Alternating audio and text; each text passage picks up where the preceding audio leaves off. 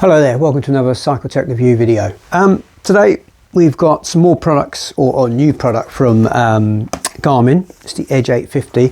Garmin have also sent us some other items which we've gone through before, but they all work together. We've got the Varia view and the Varia rear facing radar camera.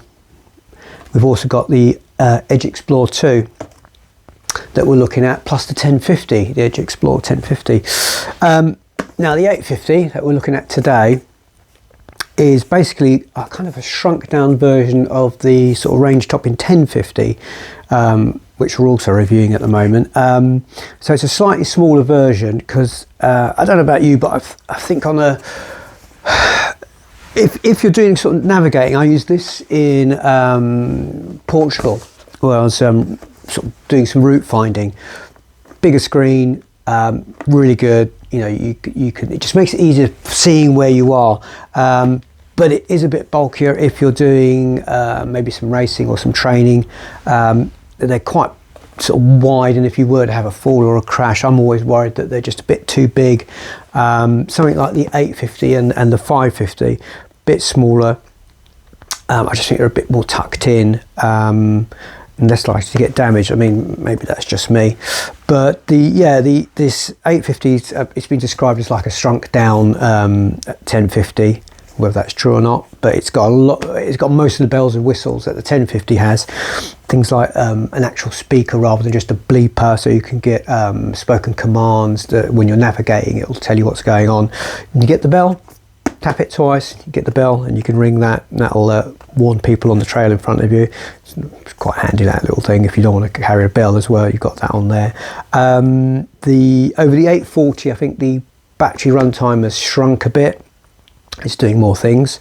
It's also got more buttons around its side, so in the rain, touchscreens can be a bit, you know, hit and miss. So this has got this has actually got buttons. You can put actual physical buttons you can click, and I must admit sometimes I prefer a button as well. Not all gloves are screen sensitive, although they may say they are, and it can be a bit frustrating sometimes trying to swipe back and forth. And also things like when you're trying to zoom in and out on a map, say, and bouncing around off-road maybe, and you keep hitting the wrong part of the screen, and so a button it's a definite, you know, you click it, you know what you're doing. So yeah, I kind of prefer that. Like I say, on the navigation side of things, using the Edge Explorer 2 and the 1050, the navigation now is so much better. You've got full color screens. Makes seeing where you're going much easier. I mean, my previous, I think I used the breadcrumb trails. I don't know if you're familiar with those, which is literally just a line on your screen, no other map details. They're fairly straightforward. I mean, but when you start to get maybe into busy cities or something like that, where you've got multiple roads and turnings and things like that, they can be a bit confusing. With these, it's a full color screen. They also do things like you can get like weather forecasts. I mean, we'll go into detail in the written review, but this is just, we're going to take a look inside the box basically today and see what's in there. So less faffing, let's get inside and have a look. Okay, here we have the Garmin Edge 850. Let's take a look at the box first of all. Engineered on the inside for life on the outside. There we go, all your signs, and then on the back here it tells us that the package includes the 850 cycling computer, a flush out front mount, a standard mount, a tether, charging cable, and documentation. So I'm glad to see it's got a out front mount, because I must admit I do prefer those, although the standard ones probably keep it tucked away a bit more. So here we go.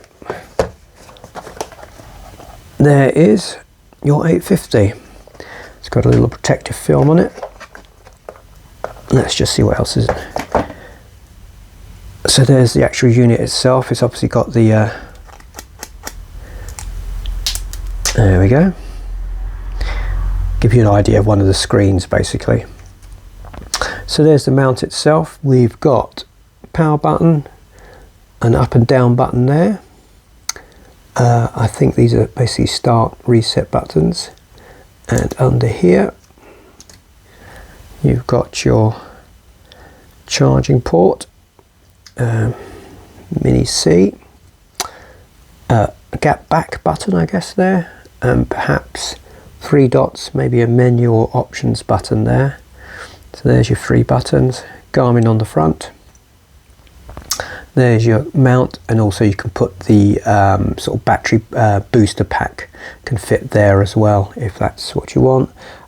You've got a little leash point here, don't know if you can see that, so you can mount a leash to keep it. I mean, I always have one just in case if anything should happen, then you're not going to lose your mount, it will just sort of dangle, and at least you're not losing an expensive bit of technology.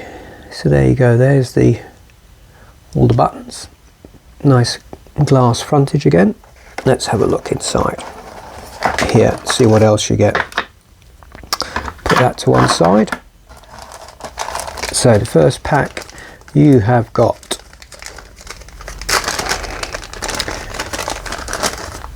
various rubber, what are we calling them, bungees, loops. Okay, put that to one side. You've got various mounts. You've got 2 mounts there, and the little rubber adapters doubled up, thick and thin. And how many of these have we got? 2, 4, looks like 8 sets of bungees, 2 different sizes. Put those to the side for the moment. Then what else? We've got your out front mount. Let's just get that open. There we go. Plastic over there. Here's your Garmin out front mount. Pretty robust. Made from some kind of composite, and it is I don't know if you can see in there, but it's a little Allen key fitting to open and close it. It's got one, yeah, just one there, and then it hinges open this way, so the hinge is just here. But yeah, these are pretty robust. I've not had one break on me in any way, so yeah, pretty tough. You can remove a couple of little Allen key bolts there, so you can remove this top mount if you want. Next packet, we have the leash. So you've got your Garmin leash there, so you hook that piece through your port there, so you won't lose, if the worst was to happen, you won't lose it. And then you've also got various Allen keys for tightening up your mount, and some shim and 2 shim adapters for different thicknesses of handlebars depending what size handlebars you have. And then you've got your mini USB mini C data cable, both ends mini C, so if that's an issue, remember that. And then your documentation. So there you go, that's what's in the box. Okay, so here we've got the 1050 and the 850 side by side. A lot of people are sort of saying that the 850 is a shrunk down version of the 1050, so let's get an idea of how they compare. I mean, as you can see, 1050 is bigger than the 850, both fit in the palm. Width, let's give you just a look around, but of course one of the big differences is that the 850 has got these buttons, 1, 2, 3, 4, 5, 6, 7 buttons. So if you're not as keen on using a touch screen, then you've got that option of the buttons, or maybe if it's raining heavily when touch screens tend to suffer. But anyway, let's have a look at sizes and dimensions and things like that. So width wise, you've got just over 60 millimeters by 117 millimeters, I would say there. Thickness, thickness just short of 16. And then on the 850, you've got, let's have a look, you have got 91, I would say, by 52, and thickness again 16. I'm quite surprised actually. I thought it might be a bit thicker and chunkier. Obviously if you're going to squeeze the same amount of let's just check that zeroed. Yep, it is. Weight wise, we've got 116 as opposed to 162. So as I say, if they've managed quite well to squeeze all the same features into the 850 as the 1050, that's quite impressive. There you go, 850, 1050. So that's the Garmin 850. As I said, I prefer units this size. They're just a bit neater on the front of your bike and don't take up so much. Well, it's not like these take a massive amount of room. The width is the same. It's more the fact that I'm always worried in a race situation, or just general riding even maybe, that they're so big that if you do come off, they're going to sort of suffer damage. But like I said, I mean, I took this touring around Portugal, didn't have any issues with that at all. That's just me being a bit me. But this size, although I do prefer the bigger screen with navigating, just for general riding and training, this is a neater size. It's got the same screen as the 1050, as in the amount of brightness, the detail you get out of it. So I'm looking forward to using it actually, and just to see what the difference is. I mean, it's quite a hefty unit compared to the Edge. The Edge, I'll put some weights up later, but the Edge Edge Explore 2, let's give it its full name. It feels a lot lighter, and this is a solid bit of kit. Yeah, it feels sort of just quality, if weight equals quality, which is kind of a bit weird, as we're always looking for things to be lighter, but this just feels nice in the hand. Like I say, I like the fact it's got actual physical buttons. You can, I don't know if you can hear that, you can actually click.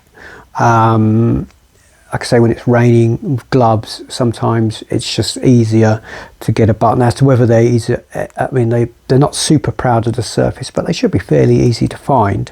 The mounts for Garmin I've always found to be good as well, nice and sturdy. They don't wobble about and vibrate. I do prefer to have them out front, just it's a bit easier to quick glance down to see them rather than sort of sitting on the stem handlebar. So yeah, it's a nice unit. I'll be intrigued to see how it works. It again, like I say, it feels of very good quality. I think the back plate is a composite, I would guess. I'm not sure what the rest of it is. I think maybe it's all composite actually, but it does feel very nice. So I'll be trying that out on the as we sort of come into autumn now. It'll do a bit of cross racing maybe with me. Probably not actually. I tend not to use head units when cross racing. I just rely on my Garmin again. I rely on my watch. If I'm swapping bikes, it's a lot easier. But it'll probably do a couple of muddy rides, as well as just general winter riding as well. And I'll let you know how it gets on. Thanks for looking, guys. See you later. Bye now.